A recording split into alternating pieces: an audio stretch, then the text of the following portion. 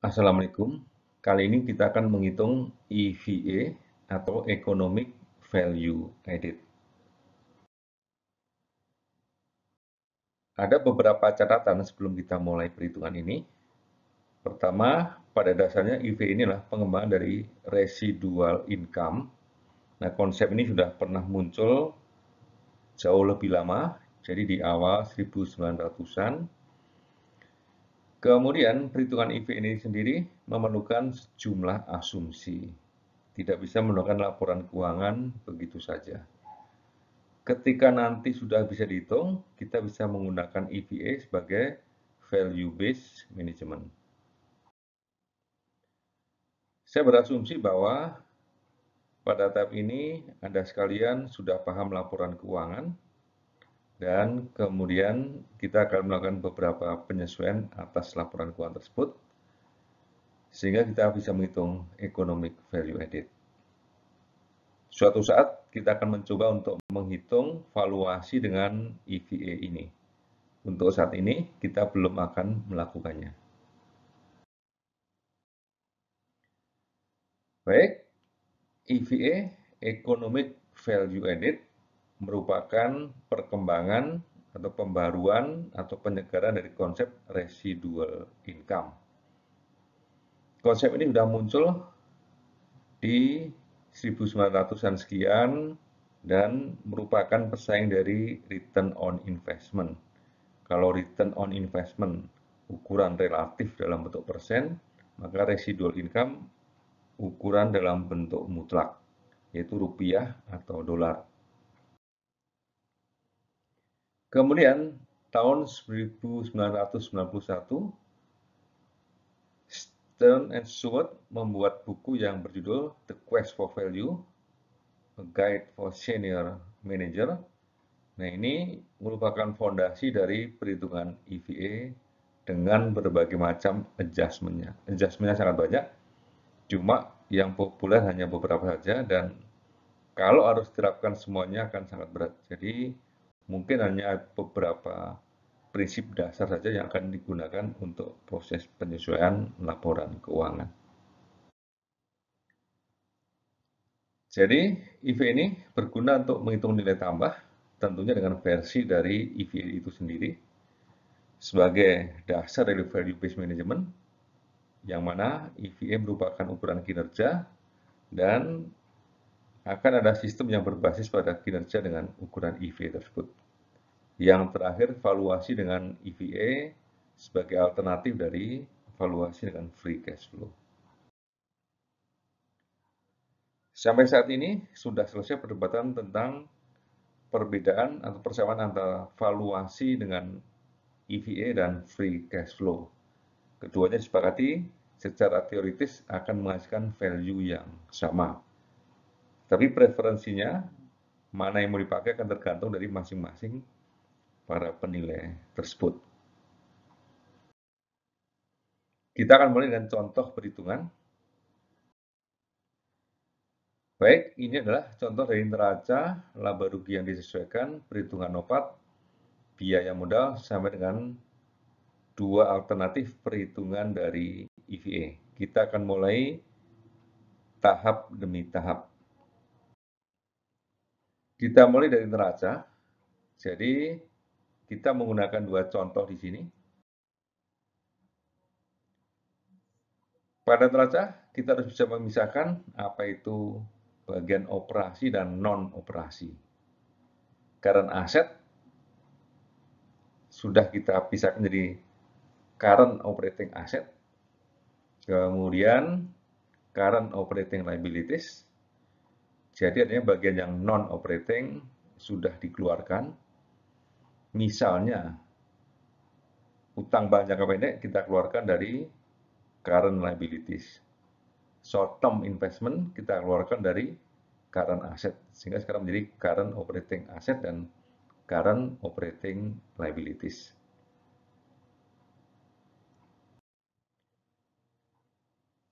Kemudian, pada perusahaan A, kita lihat di situ, jumlah aset dengan perusahaan B sama 1 juta. perusahaan A menggunakan sumber dana sebagian dari short term debt, kemudian untuk perusahaan B seluruhnya menggunakan ekuitas. Ya, jadi perusahaan A short term debt 100, long term debt 400, total yang dari luar atau utang adalah 500, ekuitasnya sendiri adalah 400. Pada sisi laba rugi, kita lihat formatnya kita susun dengan format EBIT, earning before interest and tax. Sebagai catatan, EBIT ini adalah laba tanpa memperhitungkan unsur yang terkait dengan pendanaan. Jadi kalau kita perhatikan, perusahaan A dan perusahaan B mempunyai EBIT yang sama. Tapi earning after tax-nya berbeda, karena yang satu perusahaan A harus membayar bunga, sementara perusahaan B tidak membayar bunga. Untuk perhitungan NOPAT, jumlah keduanya sama. Karena NOPAT dihitung dari EBIT kali 1 min T, berapapun jumlah sumber dana dari pinjaman. Sebagai catatan, beban bunga muncul dari financing, sementara pendapatan bunga muncul dari investasi. Oleh karena itu, sebaiknya memang tidak dicampurkan menjadi beban bunga net. Ya, jadi tidak boleh dicampurkan.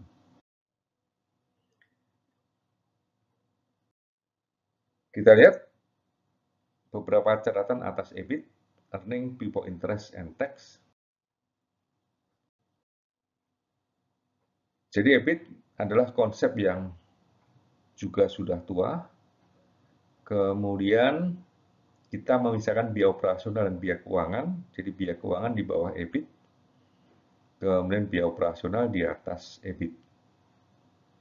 Jadi ketika kita menghitung EBIT, maka yang kita hitung adalah laba dari menggunakan asetnya tanpa peduli asal-usul dari aset tersebut, apakah dari pinjaman atau dari ekuitas.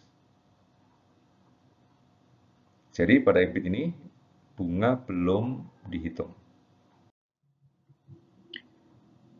Baik, sekarang kita hitung NOPAT. NOPAT kedua perusahaan A dan B adalah sama. Karena EBIT-nya sama dan tingkat pajaknya adalah sama. Beban bunga akan diperhitungkan nanti sebagai biaya modal, sehingga NOPAT ini sesuai namanya Net Operating Profit After Tax.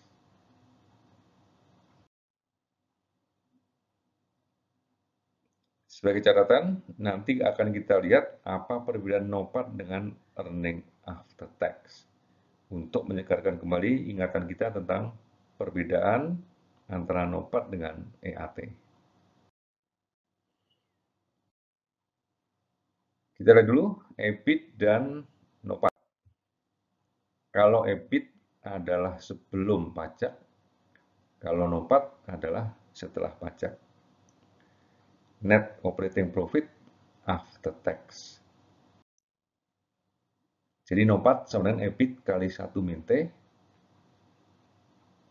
Oleh karena itu di sini kita lihat bahwa perhitungan bunga di bypass, kita hanya menghitung laba operasi bersih tanpa melihat unsur bunga yang ada di sana. Jadi NOPAT inilah suatu rumus untuk membypass perhitungan unsur beban bunga atau financingnya. Karena pada waktu nanti kita menghitung EVA, cost of debt yang muncul dari financing akan diperhitungkan menyusul. Jadi sementara kita tidak memperhitungkannya di awal. Jadi sekali lagi NOPAT adalah laba operasi setelah pajak.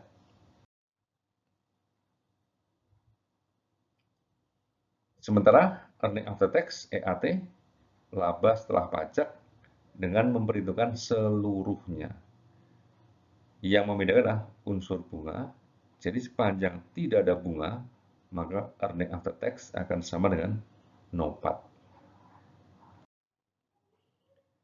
Baik, sekarang kita ke biaya modal atau WACC. Biaya modal per elemennya, cost of debt-nya adalah 7,5% after tax, cost of equity adalah 12%.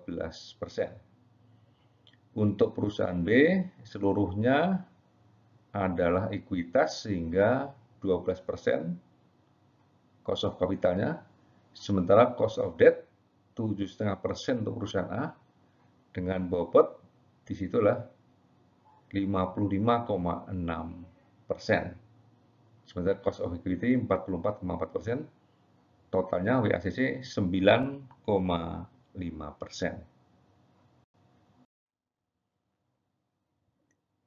Teknis menghitung WACC secara detail sudah saya siapkan videonya secara khusus, silahkan Anda sekalian melihat video cara menghitung WACC dengan judul menghitung WACC dengan benchmark.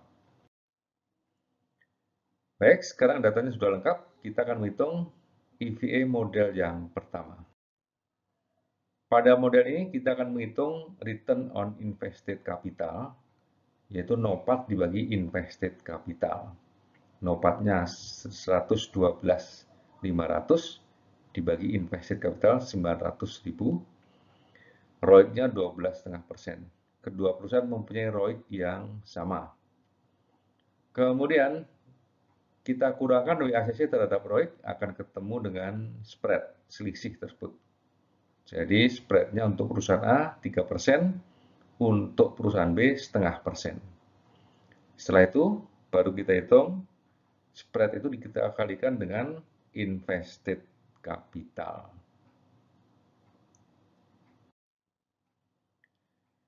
Perusahaan B mempunyai ROIC yang sama, tapi WACC-nya berbeda, sehingga economic value added-nya berbeda. Cara yang kedua.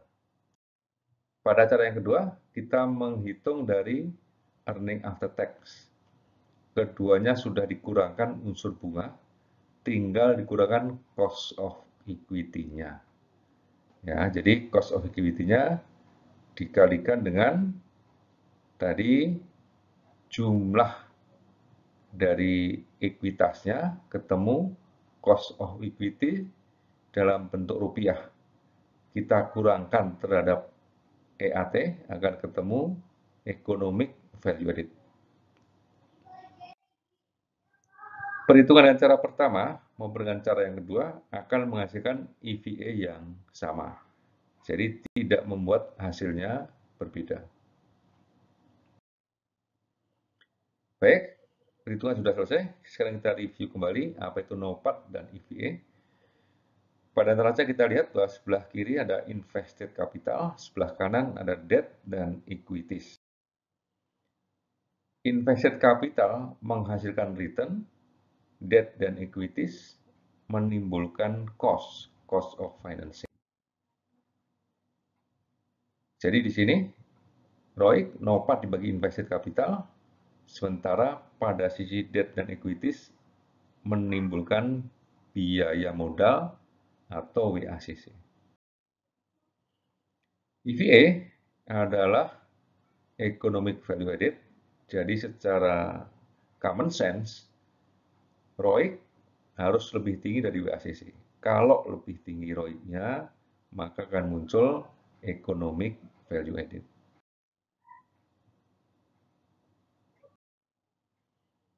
Baik, sampai di sini kita akan lihat beberapa catatan. Jadi, EVA dapat dihitung dengan mengenali keputusan operasi, investasi, dan pendanaan. Ini penting karena kita harus memisahkan biaya atau beban keuangan untuk laba rugi, kemudian kelompok aset operasi dan aset non-operasi, utang operasi dan utang pendanaan. Kemudian perhitungan WACC, detail EBIT, dan seterusnya, menghitung free cash flow atau valuasi dengan free cash flow tidak dibahas di sini. Silahkan dilihat pada video yang lain. Sampai di sini. Wassalamualaikum warahmatullahi wabarakatuh.